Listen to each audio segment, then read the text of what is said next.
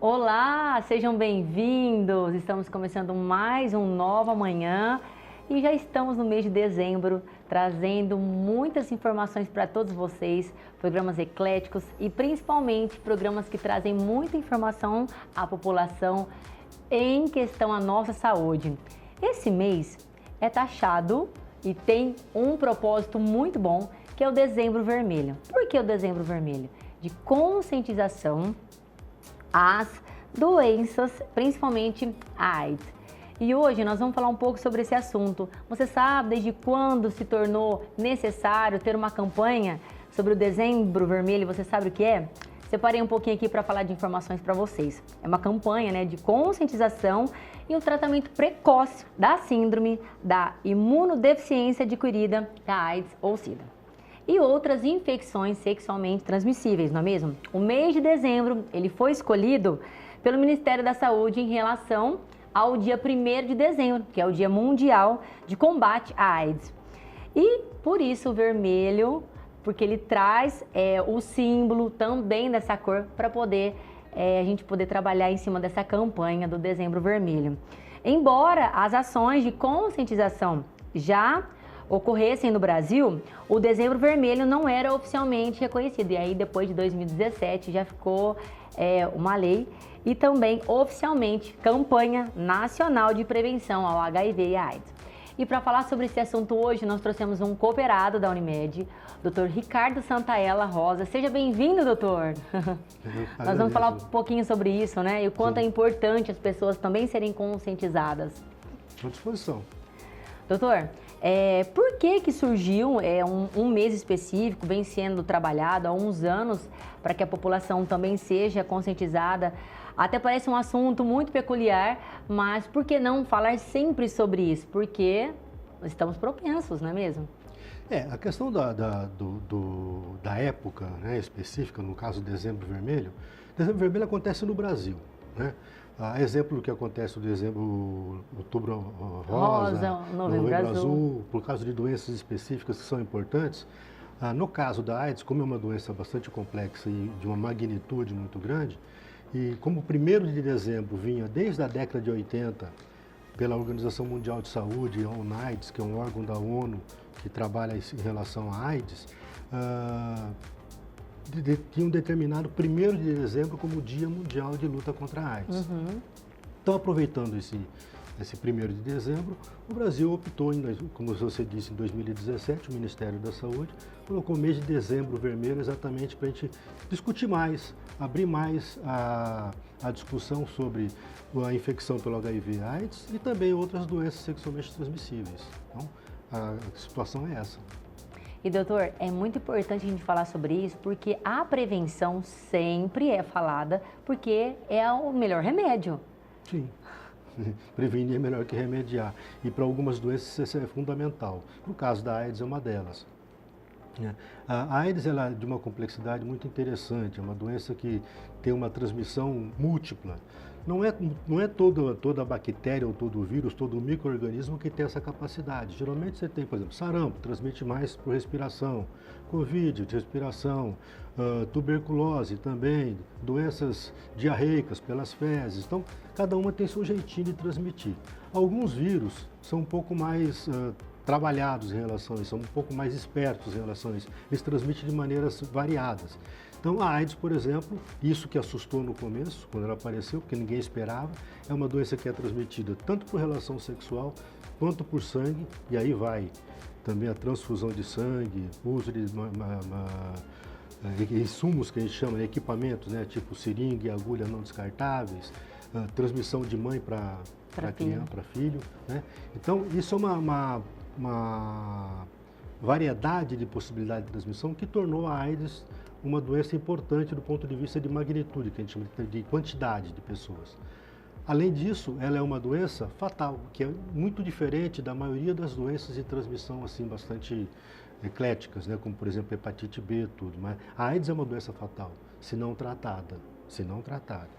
Então, por isso que é importante a gente falar sobre isso, né? É óbvio que o ideal é falar durante o ano todo, né? Nós, profissionais da área de saúde, estamos preocupados com isso durante o ano todo. Mas é importante que tenha uma data que a gente pense mais nisso. Doutor, quais são os desafios mais urgentes, né, que as organizações enfrentam de prevenção e combate ao HIV, à AIDS, especialmente durante esse mês de dezembro?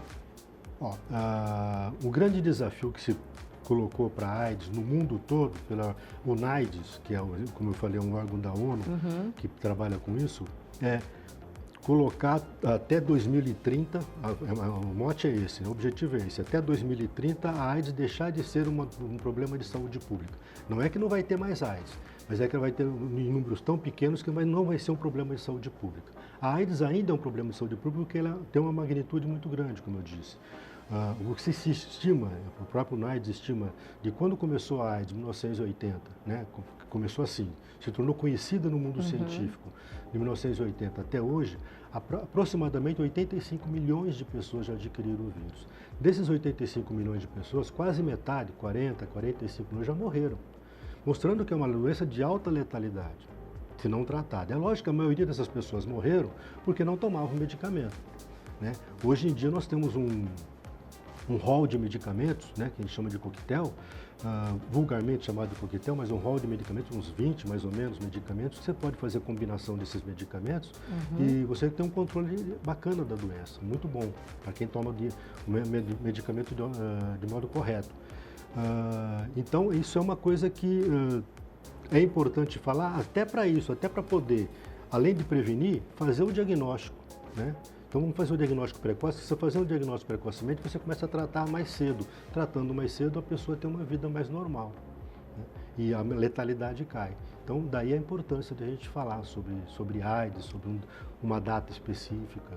As pessoas, a maioria, já ouviu falar sobre esse assunto e às vezes tem muitos que às vezes são abordados pela primeira vez, né, falar sobre esse assunto. Mas tá tão distante, faz tanto tempo que eu não vejo alguém de perto falar que contraiu essa doença ou que teve.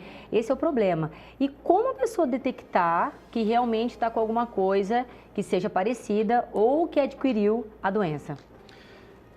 Alguns sinais, na verdade. Na verdade, quando aparecem sintomas clínicos já, é que a infecção já está um pouco avançada, né?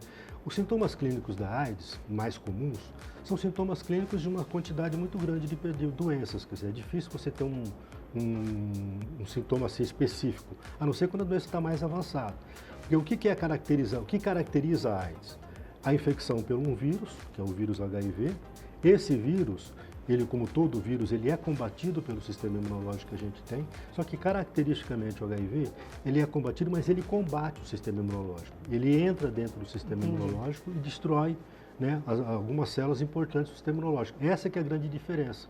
Por isso que a gente chama de síndrome da imunodeficiência, a deficiência imunológica. Então, quando a pessoa tem sintoma, é porque ela já está com o sistema de defesa dela já bastante combalido. Então começam a aparecer as infecções oportunistas, né?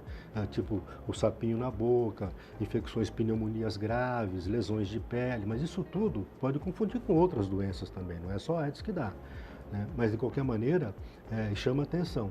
Agora tem os sintomas mais precoces, são mais incaracterísticos ainda. Por exemplo, emagrecimento, uma diarreia que demora um pouco de tempo, uma febre que não passa, uma queda de cabelo. Agora, se a gente fala isso, um monte de doença dá isso, né? Mas por isso que tem que tomar um pouco de cuidado. Daí é importante procurar o profissional de saúde para poder fazer. Hoje em dia, há muito tempo, nós temos a possibilidade de fazer diagnóstico com maior facilidade, né? Faz testes da doença, fica pronto em 1 hora, 2 horas, fica pronto o teste para saber se está em contato com o vírus ou não. Então isso é uma coisa que facilita bastante. Tem a infecção estabelecida, existe a possibilidade. Aqui no Brasil nós temos essa facilidade, nós temos um direito universal ao atendimento, à medicação. Então todo paciente com HIV tem direito à medicação completamente gratuita pelo Sistema Único de Saúde. Então, isso é importante para poder controlar a doença com mais precocidade. E não só isso, né, doutor? Porque eu falo assim, hoje nós temos aí em qualquer espaço, qualquer lugar, nós estamos numa data propensa a festas, o pessoal às vezes sai desenfreadamente. Eu falo assim, poder se prevenir, usar ali o preservativo para poder passar a sua vida sem nenhum tipo de problema é extremamente importante. São sutilezas que a gente consegue levar a informação para as pessoas e aquilo impactar na sua mente que, olha, é necessário me prevenir, é necessário eu cuidar da minha saúde para não contrair esse tipo de doenças. Sim, o que é interessante nessa questão da prevenção da AIDS, eu disse no começo que a AIDS é uma doença que pode ser transmitida de várias maneiras. Mas vocês só ficam falando de preservativo. Por quê? Porque, na verdade, a transmissão para o sangue diminuiu muito, né? Porque desde a década de 80 nós temos aí os exames de sangue, Sim. as transfusões sendo obrigatório fazer o teste de HIV, e são testes altamente confiáveis hoje em dia, os testes de última geração. Então, transfusão de sangue é uma coisa mais ou menos segura em relação ao HIV. Pessoas que usam drogas, usam medicamentos, agulhas e seringas não descartáveis, já praticamente não existe mais. As agulhas e seringas hoje são de fácil Totalmente acesso. descartáveis. O uso de droga injetável, tipo cocaína, que foi no nosso meio aqui na nossa região, foi muito grande na década de 80, 90, também caiu bastante em desuso. Não, infelizmente, não por uma cultura, né, de cuidado, mas porque foi uma substituição de droga. Hoje nós temos o crack, outras drogas sintéticas, né, que causam tanto problema ou mais até que a outra, mas não transmitem doença por contato com sangue. Então transmissão vertical da mãe para o filho, graças a Deus nós estamos assim praticamente zerados, né? É raríssimo hoje uma mãe que transmite o HIV para uma criança, porque tem protocolo de prevenção. Entendi. Então, acaba ficando como uma doença sexualmente transmissível, a AIDS hoje, uma infecção sexualmente transmissível. Daí o foco realmente naquilo que você falou, na prevenção, principalmente no cuidado nas relações sexuais. É isso aí. Olha, não saia daí, no próximo bloco tem mais informação aqui com o Dr. Ricardo Santaella. E olha, esse mês é realmente muita conscientização e o que a gente puder passar de informação para a população é muito importante. Não saia daí, o programa Nova Manhã volta já.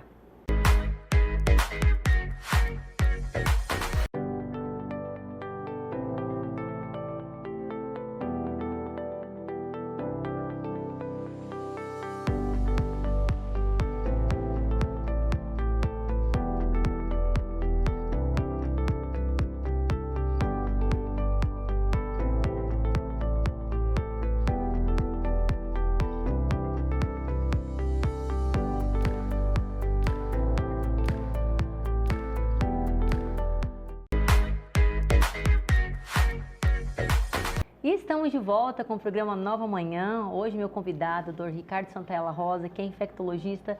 Nós estamos hoje promovendo uma conscientização no programa ao Dezembro Vermelho, que é para ajudar todo mundo a lembrar das doenças sexualmente transmissíveis e também AIDS, DST e dentre outras elas.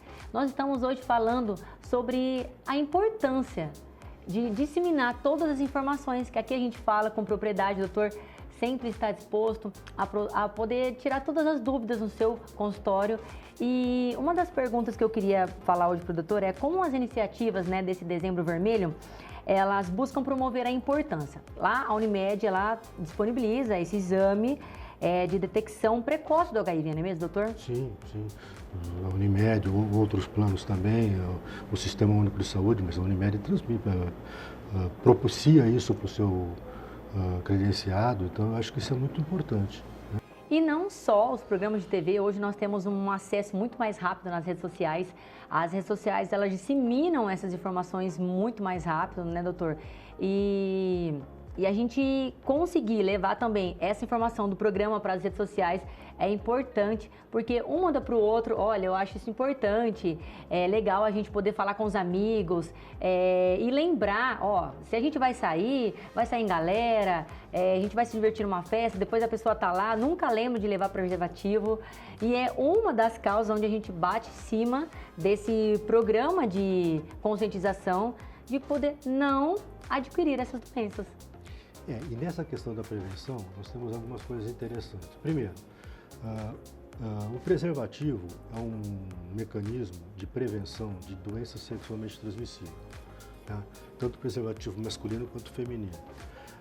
Mas a gente sabe que, inclusive também de concepção, né? Um programa de concepção, de prevenção da concepção. A gente sabe que nem sempre isso é 100%. Né? A gente tem várias histórias de pessoas que usavam preservativo, mas engravidaram ou pegaram outras doenças. Mas uma coisa é interessante: para algumas infecções sexualmente transmissíveis, principalmente o HIV, as uretrites, como a gonorreia, uretrites inespecíficas, o preservativo tem uma eficácia muito grande, mas muito grande mesmo, desde que usado corretamente. Então, o preservativo realmente é uma coisa que funciona para a prevenção do HIV. Outra coisa que a gente tem já mais recentemente, né, já de um certo tempo, mas também não é de comum conhecimento de todo mundo, nós temos 2 mecanismos de transmissão, hoje patrocinados pelo Ministério da Saúde, Sistema Único de Saúde, inclusive, 2 mecanismos de transmissão muito importantes, de prevenção muito importante. O chamado PEP, profilaxia pós-exposição, que a gente usa muito isso em ambiente hospitalar, em um profissional de saúde que se acidenta, por exemplo, com um paciente com HIV, então ele se acidenta com agulha, com seringa, com corte, com bisturi, essa pessoa, esse profissional pode tomar medicação, começando o mais rápido possível a medicação, tem um protocolo de prevenção, que é a medicação que a gente dá para o doente. Entendi. Né? A própria medicação que a gente dá para o doente, ele toma por 4, 5 semanas, 4 semanas de modo geral, e o índice de proteção é muito grande. Uhum. Isso também serve para a relação sexual. Né? Então, por exemplo, eu vou ter uma relação sexual, estou desprevenido, sem preservativo, e ter uma relação sexual com uma pessoa, uma parceira eventual, Desconhecido. não desconhecido, e de repente essa pessoa pode ter ou não HIV, eu também posso me prevenir, fazendo essa mesma profilaxia pós-exposição. Eu procurar um centro de saúde, uma unidade de saúde, um serviço de saúde que lá é indicado a profilaxia pós-exposição, da mesma maneira que o acidente por material biológico. Isso existe já há um bom tempo e está disponível. E mais recentemente, o Ministério da Saúde ele incrementou nessa profilaxia, a profilaxia pré-exposição. O que significa? Eu me preveni antes de ter a relação. É óbvio que isso aí tem algumas indicações. Não é todo mundo que vai sair tomando remédio, porque vou ter relação, então estou prevenido. Não. Primeiro, um cuidado. Essas profilaxias, tanto pós quanto pré, só previnem o HIV. Não previnem outras doenças transmissíveis, tá? Só o HIV. E essa porque todas elas também são importantes, sim, né? E também são de um extremo malefício para a população. Em graus variados, mas sim, algumas bastante importantes. Nessa profilaxia pré-exposição, a gente está por exemplo, quando é que ela é bem indicada? Eu tenho um parceiro ou uma parceira que é HIV positivo, eu não sou, ele é parceiro ou parceiro é HIV positivo, apesar de tomar medicação, controlar tudo certinho, eu posso usar essa profilaxia pré-exposição. É tomar um comprimidinho todos os dias, certo? Mas isso é feito por controle através do Ministério da Saúde. Por tempo determinado.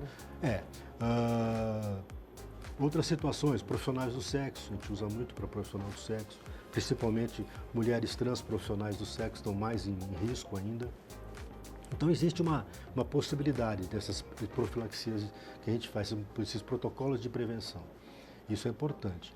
Você falou de outras doenças, né? Você tem infecções sexualmente transmissíveis que são complicadas. Por exemplo, a gonorreia, que é uma infecção banal, até então era uma infecção banal, né?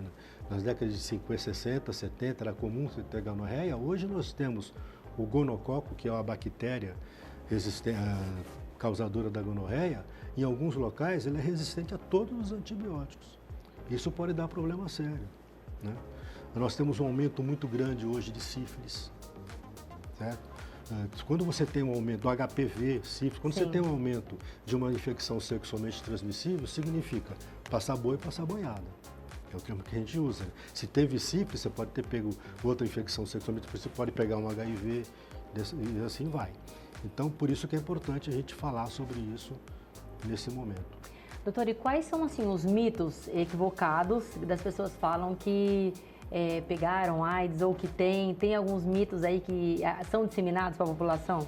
Diminuiu bastante, isso tinha muito, né? Tinha muito. No começo da epidemia, aqui no mundo todo era isso, né? Tinha gente que tinha histórias assim, cabulosas, né? Eu lembro que aqui em Catanduva mesmo teve uma época que tinha um cara que falava que tinha um cara que injetava o sangue dele contaminado no Danoninho do supermercado, então caiu a venda de Danoninho no supermercado. Então essas coisas são mitos, né? Porque na verdade a transmissão do HIV hoje é relação sexual. Sim. Certo? Né? Esse papo também, não, mas eu não entrei, eu usei banheiro público. Né? Eu costumava dizer para os meus alunos assim, você pode pegar AIDS no banheiro público, desde que você não entre sozinho. Se você entrar sozinho, você não pega AIDS no banheiro público. Né? Porque a piscina pública. Não, não existe isso. É relação sexual sem preservativo ou uso de preservativo mal usado. Né? Isso é dessa maneira. Doutor, e como que as empresas conseguem enfatizar essa conscientização em todos os seus funcionários, né? Como que as empresas hoje elas podem ativamente fazer essa conscientização do Dezembro Vermelho para poder ajudar nessa conscientização? Eu acho que informação é o mais adequado, passar a informação adequada para os funcionários, né? Então, procurar profissionais de saúde que passem essa informação. Não só nas empresas, nas escolas, sim, né? Isso o pessoal da saúde faz isso com bastante frequência. E também testar as pessoas. Né? Quem está sujeito, no começo você disse, nós estamos sujeitos, né? Quem que está sujeito a ter HIV hoje? Quem tem relação sexual, sem preservativo, com parceiro eventual, certo? Então, todo mundo pode estar sujeito, porque tem essa prática, está sujeito a ter. Né? E o HIV, vamos lembrar, o HIV, se eu adquiro o HIV hoje, eu não vou ficar doente amanhã ou depois, eu vou ficar doente daqui 10 anos, 15 anos. E nesse período de tempo eu posso estar transmitindo.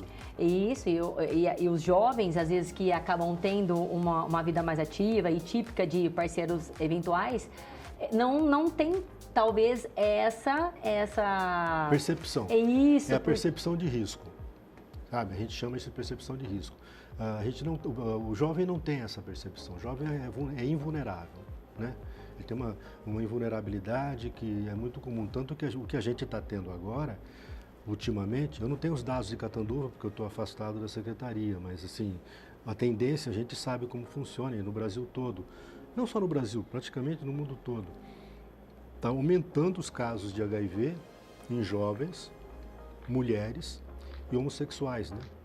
Homens que fazem sexo com homens jovens, 17, 18, 20 anos, 24 anos. Essa faixa etária de 18 a 25, a 30 anos está adquirindo HIV com mais frequência. E isso é sério, né? Isso é muito sério. E muitos deles não fazem exame. Quando chegam para fazer exame já estão com o quadro avançado. Isso é perigoso. E hoje nós temos, graças, né, à tecnologia, à medicina, vários tratamentos, como o doutor disse, tem o tal chamado coquetel. E qual é a possibilidade da pessoa ter uma vida normal, caso seja diagnosticada, né, fazendo o tratamento direitinho? Quais são os tratamentos hoje disponibilizados para que essa pessoa tenha uma vida normal na sociedade? A gente tem, como eu disse no começo, né, em torno de umas 22 drogas disponíveis pelo Sistema Único de Saúde aqui no Brasil, no Ministério da Saúde. Você pode fazer a combinação de várias, mas é lógico que você não vai fazer a combinação de várias as drogas. A gente tem protocolos de tratamento específicos que são mais factíveis e provados cientificamente por evidência que são melhores. Então, basicamente, hoje a gente tem 1, 2, 3 ou 4 tipos de esquemas terapêuticos que a pessoa pode começar a usar. Qual é que é a vantagem, né? O que tem mudado em relação ao tratamento antigamente? Quando começou, pra você ter uma ideia, né? A AIDS começou, os primeiros casos no começo da década de 80, 81. Nós começamos a ter, isso no mundo todo, começamos a ter acesso a um tratamento eficaz só em 95, 96, 15 anos depois. Teve uma tentativa de tratamento antes, tudo, né? O AZT, que era uma droga muito famosa, tudo, no começo, foi utilizada, mas eram esquemas ruins. Quando tivemos acesso a esses esquemas, o tal do coquetel porque misturava drogas, né? Eram pelo menos 3 drogas. Isso foi um sucesso. Só que no começo era uma coisa que você tinha que dar assim 15, 20 comprimidos para a pessoa tomar, com muito efeito colateral. Então só tomava quem realmente estava precisando. Então muitos abandonavam, o vírus ficava resistente, por isso foi mudando, né? A percepção da indústria farmacêutica foi preparando melhor drogas mais eficazes, com menos comprimidos. Hoje, por exemplo, com 2 comprimidos você controla a doença perfeitamente. Já não saiu aqui ainda, mas já saiu em outros países, drogas com 1 comprimido. Já tem um combinado, acho que o ano que vem já devemos ter aqui droga com 1 comprimido, já foi até aprovado pela Anvisa. Com 1 comprimido só, a pessoa toma 1 comprimido pro resto da vida. Né? E agora, a luta agora, né, além desses 2030 que eu falei, né, em nível mundial, a luta agora é para a cura da AIDS. Nós já temos evidências científicas que é possível curar a AIDS. Curar significa você eliminar o vírus. Entendi. Até agora a gente não cura, a gente trata. O indivíduo tem uma vida normal, perfeitamente normal, desde que tome remédio e se dê bem com a medicação. Agora você não trata, você não cura, você trata, né? É como se fosse uma doença crônica, é uma doença crônica. Agora, nós temos evidências da possibilidade de cura, de você eliminar o vírus. Seria o grande sucesso contra a doença. Doutor, e quando a pessoa às vezes faz um exame de sangue para fazer uma triagem ali, mais ou menos, para ela poder entender qual é a triagem, né, que ela faz ali para poder entender sobre a doença, ela vai passar por um exame, vai passar com infecto, qual é o protocolo que ela deve seguir caso ela tenha alguma percepção? Depende do envolvimento da pessoa com o sistema de saúde. Por exemplo, o indivíduo conveniado, né, da Unimed, o que ele pode fazer? Se ele, olha, eu tive uma relação, pessoa que eu não conheço, eu quero fazer o teste. Qualquer médico conveniado pode pedir para ele, certo? Não precisa ser um especialista. Entendi. Ele vai chegar para o médico e falar assim, estou com essa situação assim, assim. O médico pede, como você mesmo disse, o plano, o convênio oferece o teste rápido, isso. Então não tem nenhum problema. Né? Se tem outro tipo de convênio, ou então no Sistema Único de Saúde. Qualquer unidade básica de saúde está propensa a fazer isso. Né? Tem capacidade para fazer isso. Aí uma vez dando o resultado, né? O resultado deu negativo. Beleza. Então vamos ver, cuidado. Deu negativo, mas há quanto tempo você teve a relação? Eu tive a relação há uma semana. Pode ser esperar recente. um certo tempo. Né? Geralmente, o prazo máximo que a gente dá é de 3 meses. Para a doença se desenvolver. Para ter certeza, o teste, né? O teste dá positivo. Para ter certeza que a pessoa não tem contato com o vírus. Então tem que tomar esses cuidados todos. Não, deu positivo? Peraí, nós temos que nos certificar, porque sempre tem a possibilidade de um teste dar falso positivo, não dar falso negativo. Então tem que fazer outro teste, aí pode encaminhar para um especialista e assim vai. Doutor, olha, a gente fica muito grato de ter a sua presença aqui no programa para poder disseminar todas essas informações para a população. A gente vai passando de geração em geração, a gente escuta sobre essas prevenções desde quando a gente é criança na escola e isso realmente faz diferença na nossa vida, para que a gente tenha uma vida normal, para que todos se previnam, para que ninguém venha contrair essas doenças, para poder ter uma qualidade de vida melhor, né? Muito obrigado pela sua presença aqui, seja sempre bem-vindo. Maiores informações, vocês podem procurar o Dr. Ricardo Santaella para ter uma vida muito melhor, caso tenha outras indagações de infecções. Hoje nós temos várias doenças através de infecções, né, doutor? Às vezes a pessoa fica um pouco receosa, será que eu procuro um especialista, infecções de pele, tem diversas coisas. E o doutor está aí para sempre atender a população. Muito obrigado pela sua presença. Eu agradeço, estou à disposição. Muito obrigada a todos vocês pelo carinho.